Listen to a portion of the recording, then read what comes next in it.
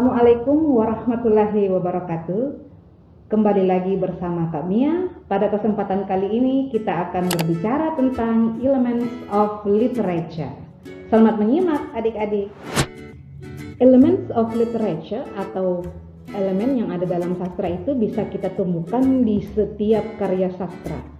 Nah, ketika berbicara tentang elemen, maka elements ini ada dua bagian. Yang pertama adalah elemen itu sendiri atau parts-nya. Yang kedua adalah teknik. Teknik ini biasanya berbicara tentang figurative language atau style, atau dalam bahasa Indonesia kita kenal dengan sebutan majaz. Insya Allah terkait dengan figurative language kita akan bahas di lain waktu. Untuk kali ini kita akan fokus pada elements of literature yang fokusnya pada setting, time and place, plot, alur cerita, karakter, tokoh dalam cerita, characterization, penokohan dari karakter atau bisa kita sebut dengan perwajahan atau sifat dari karakter, konflik yang terjadi dalam cerita, point of view, sudut pandang, tema, mood atau emosional yang terjadi di setiap peristiwa dalam karakter pada karya sastra. Setting. Untuk setting dalam karya sastra, kita berbicara tentang time and place. Maksudnya di sini kapan dan di mana kejadian atau action atau peristiwa yang terjadi dalam karya itu yang diceritakan oleh narator. Biasanya kalau misalnya legend ataupun myth ataupun fairy tales, biasanya once upon a time there was a little girl living bla bla bla. Itu yang dikatakan narator. Di situ biasanya di awal cerita dibahasakan oleh narator kapan once upon a time, ada tahunnya biasanya, ada bahkan tidak ada once upon a time, itu menandakan sudah time-nya. Place-nya disebutkan misalnya in the Netherlands, seperti itu. Nah, ketika kita berbicara tentang setting, ini juga termasuk pada kebiasaan karakter yang ada dalam karya sastra, bagaimana kehidupannya, bagaimana caranya berpakaian, adat istiadatnya dalam hal makan, bertingkah laku, dan seterusnya. Ayo, siapa yang tidak kenal dengan Keira Knightley? Ya, Keira Knightley is one of a famous favorite actor in the UK, even in the world. Ya, Keira Knightley ini sudah banyak membintangi film baik di layar lebar, baik itu berupa classical movies bahkan modern movies. Nah, kebetulan pada kesempatan kali ini kakak mengangkat salah satu karya Jane Austen, novelis dari Inggris yang sangat terkenal, yakni Pride and Prejudice. Novel ini sudah diangkat ke dalam layar lebar dan dibintangi oleh Keira Knightley yang berperan sebagai Elizabeth Bennet dan juga Matthew Macfadyen sebagai Mr. Darcy. Nah, kita berbicara tentang setting. Pada contoh karya sastra ini, pada contoh novel Pride and Prejudice ini, di sini ada beberapa setting atau tempat kejadiannya. Yang pertama adalah Derbyshire, yang kedua Kent. Juga di sini untuk rumah atau istana, atau bisa kita bahasakan istana ya, untuk Mr. Darcy sendiri itu adalah di Pemberley, dan juga untuk Elizabeth Bennet, keluarga Mr. Bennet ini rumahnya berada di Hertfordshire. Nah, dalam skala besar bisa kita bahasakan daerah-daerah ini ada di Inggris. Kemudian untuk time-nya sendiri, it was taken around the end or the late 18th century or in the early 19th century. Jadi akhir-akhir abad ke-19. Kita masuk kepada contoh. Sekarang kita kembali ke plot. Untuk plot sendiri, ini seperti bentukan gunung adik-adik ya. Di situ ada exposition atau we may say introduction. Di sini ada perkenalan settingnya di mana, siapa karakternya, siapa-siapa akan muncul di cerita itu. Kemudian ada rising action. Dalam rising action ini ada crisis, ada konflik, ada inciting accident, and many more. Terus klimaks itu adalah puncak atau kejadian di mana emosi seseorang terkuras, atau misalnya di sini buka-bukaan masalah dalam cerita itu sudah kelihatan seperti itu. Kemudian denouement di sini cooling down maksudnya ceritanya sudah mulai misalnya menangis ya, di situ sudah mulai cooling down, sudah marahnya sudah turun, atau sudah mulai masalahnya satu persatu, masalah atau konfliknya satu persatu sudah selesai. Kemudian end, or in the drama we call it a resolution. Inilah yang merupakan lining dari plot.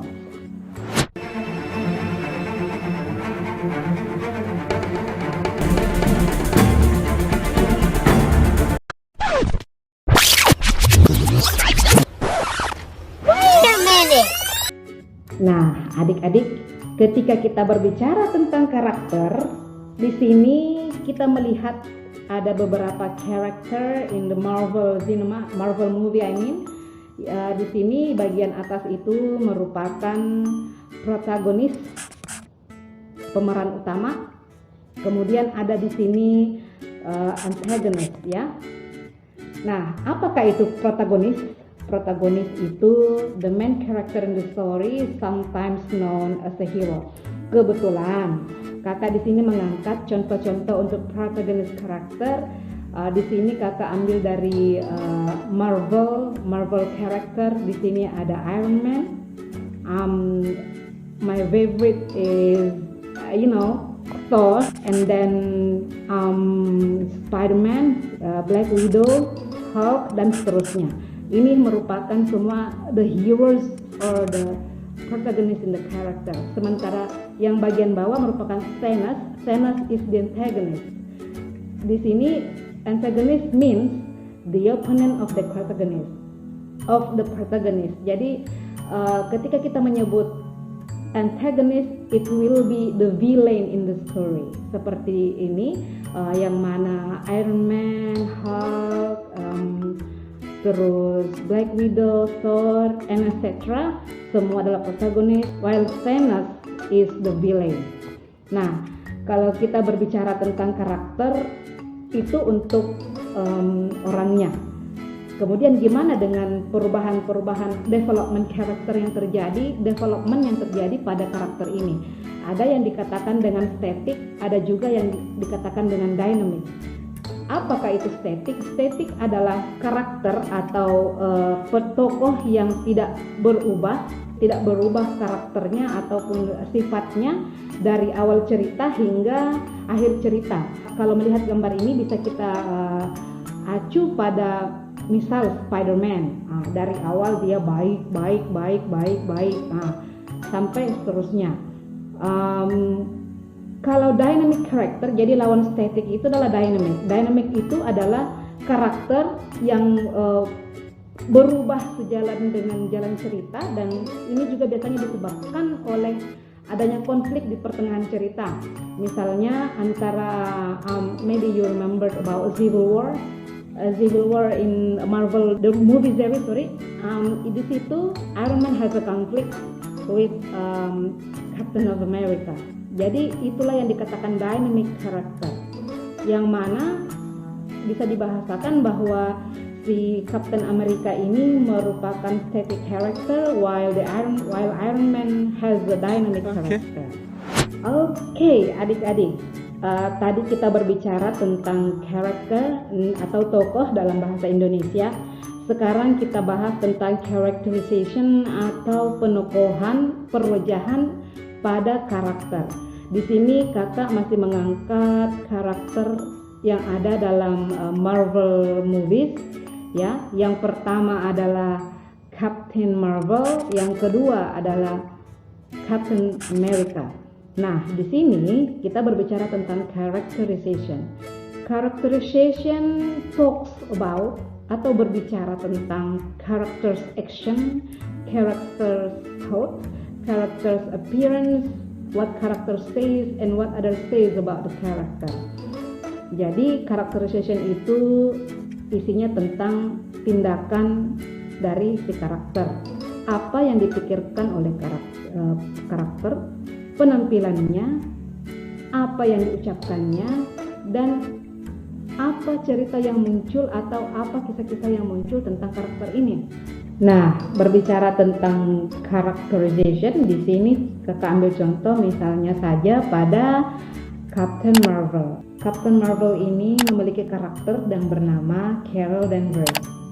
Kemudian untuk characterization-nya, she is a pilot, she is an alien. Terus ketika dia alien, dia memiliki karakter yang bernama Veers. Nah, kemudian ketika dia sudah memakai jubahnya, maka characterization-nya is Captain Marvel. Dan kemudian action-nya, she is a heroic. She has a bright thoughts and appearance-nya dia perkasa, dia beautiful, dia banyak menolong seperti itu.